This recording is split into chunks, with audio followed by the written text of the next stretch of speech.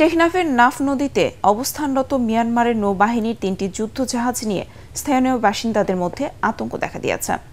গত দুদিন জাহাজগুলো থেকে মিয়ানমারের স্থলভাগে গুলি ও মর্টার শেল বর্ষণ করা হলেও শুক্রবার থেকে তা বন্ধ হয়ে যায়।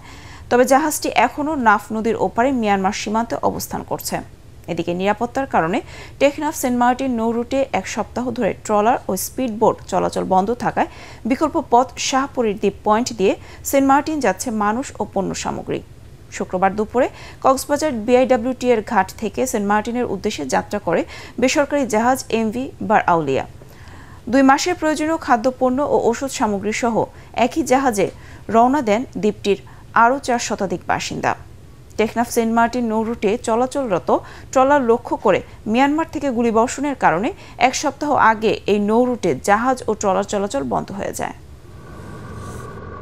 এটা আসলে সেন্ট মার্টিনে একটু ট্রলার চলাচল একটু সাময়িক সমস্যা হচ্ছে, মানে মানুষের জনজীবন স্বাভাবিক থাকে আর এর রেগুলার থাকে, স্বাভাবিক রাখার লাগে আমরা একটা সাপোর্ট তাদের দিচ্ছি আর কি। আমরা শিপের ব্যবস্থা করেছি, এখানে সরকারি কিছু মালামাল ছিল সেভাবে যাচ্ছে, প্লাস যে বেসরকারি যারা ব্যবসায়ী যারা আছে তাদের মালামাল নিয়ে যাচ্ছে। এখানে চাল, ডাল, লবণ সহ অন্যান্য নিত্য প্রয়োজনীয় যেগুলো আছে, মানুষও প্রায় 100+ মানুষ যাচ্ছে।